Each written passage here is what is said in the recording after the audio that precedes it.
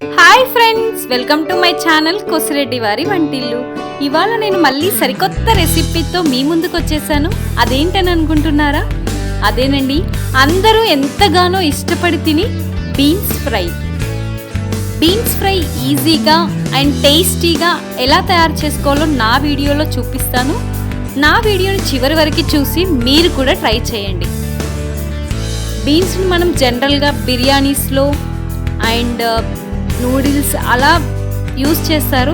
చాలామంది కర్రీ ఇష్టపడరు, but curry మాత్రం చాలా టేస్టీగా ఉంటుందండి. అందుకని ఈజీగా అండ్ టేస్టీగా నా వీడియోలో చూపిస్తాను.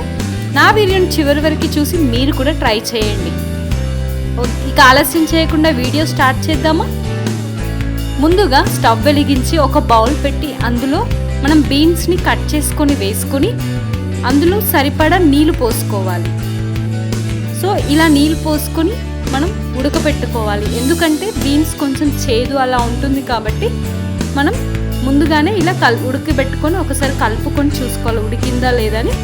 ఇలా ఉడికిన తర్వాత దీన్ని పక్కన పెట్టేసుకొని మరలా స్టవ్ వెలిగించి పాన్ పెట్టి ఇందులో నూనె పోసి తాలింపు గింజలు, ఎండుమిర్చి, పచ్చిమిర్చి, ఆనియన్స్ వేసి కరివేపాకు వేసి ఒకసారి కలుపుకొని అల్లం వెల్లుల్లి పేస్ట్ వేసి బాగా కలుపుకొని ఇప్పుడు ఇందులో కొద్దిగా పసుపు వేసుకోవాలి. పసుపు వేసుకుని తాలింపును మొత్తం బాగా వేగించుకొని ఇలా పచ్చిదనం పోయేంత వరకు వేగించుకొని ఇప్పుడు ముందుగా ఉడకబెట్టి పెట్టుకున్న బీన్స్లోంచి వాటర్ తీసేసి వేసుకోవాలి.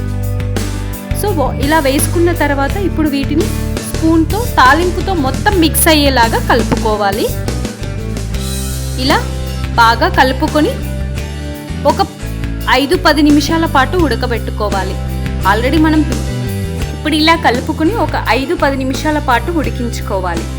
ఎందుకంటే బీన్స్ ముందుగా ఉడికించుకున్నాం, బట్ టైం పడుతుంది ఉడకడానికి. ఆ తర్వాత ఇందులో రుచికి తగినంత కారం, ఉప్పు, ధనియా పౌడర్ వేసి బాగా కలుపుకోవాలి. మొత్తం ఇదంతా మిక్స్ అయ్యేలాగా బాగా కలుపుకొని ఇప్పుడు మనం దీనిపైన మూత పెట్టి ఒక 10 నిమిషాల పాటు ఉడికించుకోవాలి. ఆ తర్వాత మూత తీసి మరలా ఒకసారి కలుపుకొని ఇందులో రుచికి తగినంత కొబ్బరి పొడి వేసుకొని మొత్తం కొబ్బరి పొడిని బీన్స్తో మిక్స్ అయ్యేలాగా బాగా కలుపుకోవాలి. ఇలా కలిపిన తర్వాత మూత పెట్టేసుకొని మరలా ఒక 5 నిమిషాల పాటు ఉడికించుకొని మూత తీసి అడుగంటకుండా ఒకసారి ఇలా బాగా మళ్ళీ కలుపుకొని ఇప్పుడు ఇందులో మనం చివరిగా కొత్తిమీర వేసుకొని ఒకసారి కొత్తిమీరను మొత్తం మిక్స్ అయ్యేలాగా కలుపుకొని స్టవ్ ఆఫ్ చేసుకోవాలి. అంతే. ఇప్పుడు నేను దీన్ని సర్వింగ్ బౌల్లోకి సర్వ్ చేసుకుంటున్నాను. చూసారు కదా ఫ్రెండ్స్, బీన్స్ కర్రీ ఈజీగా అండ్ టేస్టీగా ఎలా తయారు చేసుకోవాలో మీరు కూడా మీ ఇంట్లో ట్రై చేసి ఎలా వచ్చిందో నాకు కమెంట్ బాక్స్లో కామెంట్ చేయండి. ఇప్పుడు మనం బీన్స్ కర్రీని చపాతీలో కానీ, రోటీలోకి కానీ, పుల్కాలోనికి కానీ, రైస్లో కూడా తినేసేయచ్చు. వావ్, చాలా స్పైసీగా టేస్టీగా చాలా చాలా బాగుందండి. ఎందుకంటే మనం ఎక్కువగా బీన్స్ని బిర్యానీ, నూడిల్స్ అలా యూస్ చేస్తుంటాం. చాలామంది కర్రీని చేసుకోరు, బట్ ఇది తినడం వల్ల హెల్త్ కూడా చాలా మంచిది. అలాగే టేస్ట్ కూడా చాలా బాగుంటుంది. అందరు అనుకుంటారు చేదు ఉంటుంది అని, చేదు ఉండదండి.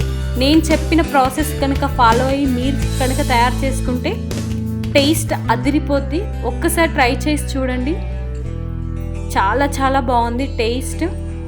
పిల్లలు కానీ పెద్దలు కానీ ఎవరైనా ఇష్టపడి తింటారు, చాలా ఇష్టపడి తింటారు. చాలా చాలా టేస్ట్ మాత్రం చాలా బాగా వచ్చిందండి, స్పైసీగా. అండ్ ఇందులో మనం ఏం యాడ్ చేసుకోలేదు కదా, ఓన్లీ కారం, ఉప్పు, కొత్తిమీర ఇలా. సో టేస్ట్ మాత్రం అదిరిపోయింది. నేను లాస్ట్ చివరిగా ఇలా గార్నిష్ చేసుకుంటున్నాను ఎండుమిర్చితో. చూసారు కదా ఫ్రెండ్స్, నా వీడియో కనుక మీకు నచ్చినట్టయితే మీరు కూడా కంపల్సరీగా ఫాలో అయ్యి చేసుకోండి. ఓకేనా ఫ్రెండ్స్? తప్పకుండా ట్రై చేస్తారు కదా. సో తప్పకుండా ట్రై చేయండి మీరు కూడా. అలాగే నా వీడియో కనుక మీకు నచ్చినట్టయితే లైక్ అండ్ షేర్ చేయండి.